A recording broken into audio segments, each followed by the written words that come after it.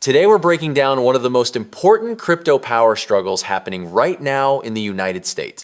Coinbase has officially thrown a wrench into what many believed was a nearly finished deal inside Washington, and the fallout from that decision is revealing something much bigger than just another crypto bill. This isn't just about regulation. This is about banks, control, innovation, and who gets to shape the future of finance. Over the past few days, Coinbase CEO Brian Armstrong reviewed the latest draft of the Crypto Market Clarity Act coming out of the Senate Banking Committee. After going through it line by line, Coinbase made it very clear they could not support the bill as written. That single move set off a chain reaction across Capitol Hill, financial media, and the banking sector. Lawmakers were frustrated, banks were angry, and suddenly a bill that looked like it was cruising toward approval hit serious resistance. The reason for that resistance is simple. While the bill was marketed as providing clarity and structure for digital assets, much of the language inside it heavily favored traditional banks while placing new burdens and restrictions on the crypto industry. According to Coinbase and multiple crypto advocacy groups, the bill would reduce innovation, limit consumer choice, weaken competition, and shift power away from open financial systems back towards centralized institutions.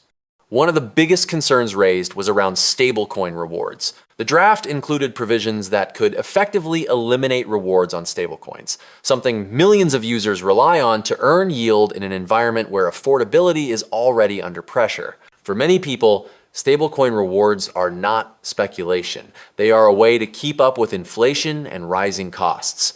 Removing that option doesn't protect consumers, it limits them.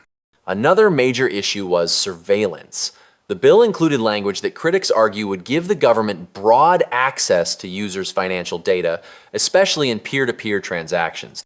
Coinbase and others pointed out that this kind of presumptive surveillance does not exist in traditional cash or payment systems. If you pay someone for a service today, the government does not automatically monitor that transaction.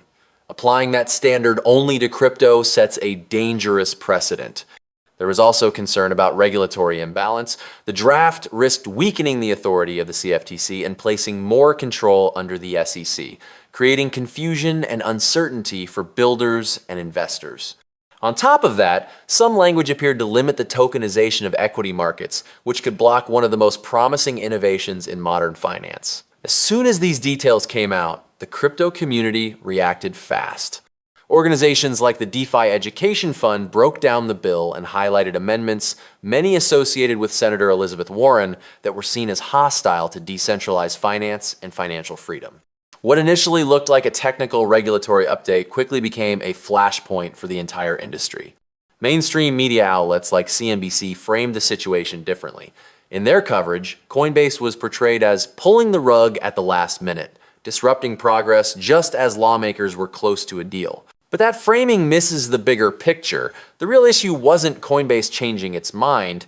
The real issue was what the bill actually contained once people had time to read it. Banks have a lot at stake here.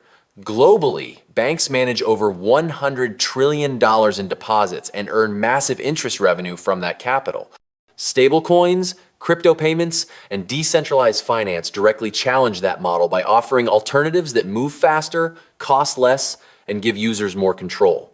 When legislation threatens to open that door wider, banks push back. When legislation protects their position, they support it.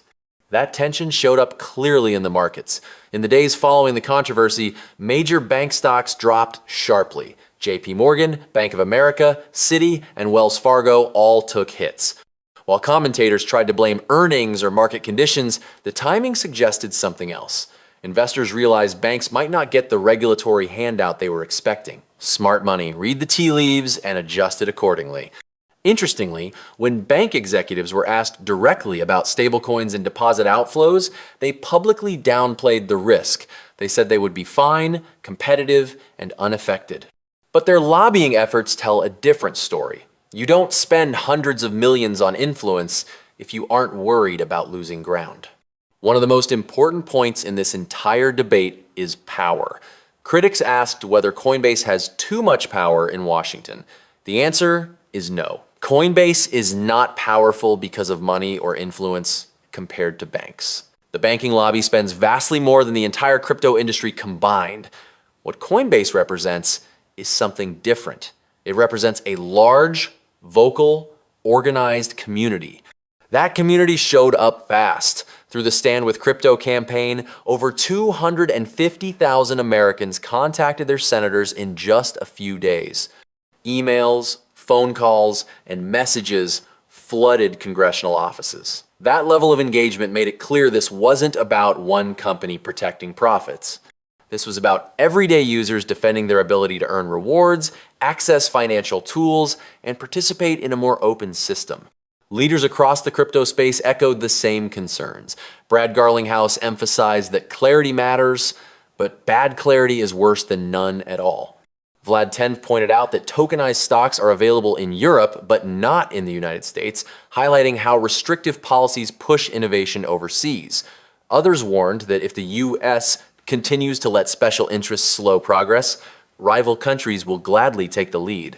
That global angle matters. Financial innovation doesn't wait. Capital moves, talent moves, companies move. Every delay driven by protectionism instead of progress increases the risk that the next generation of financial infrastructure is built somewhere else. As of now, the bill's path forward is uncertain. The Senate Banking Committee's version must be reconciled with the Senate Agriculture Committee's draft. After that, it still needs to align with the House version of the Digital Asset Market Clarity Act. Only then can a final bill move through both chambers and reach the president's desk. That process could stretch for months, potentially into April or beyond. Prediction markets have already adjusted, with the probability of passage dropping sharply. That doesn't mean regulation is dead, it means the conversation has changed.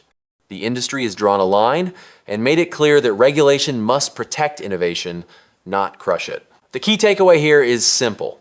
This moment is bigger than one bill. It's about whether financial policy will be written to preserve legacy systems or to enable the future. It's about whether everyday people get access to better tools or whether those tools are restricted to protect entrenched interests. If you care about earning rewards, financial privacy, and the ability to choose how you manage your money, this matters. Staying informed, staying vocal, and staying engaged is how progress happens. If you found value in this breakdown, hit like, subscribe to the channel, and drop a comment below with your thoughts. Join our community, stay educated, and as always, stay ahead of the curve.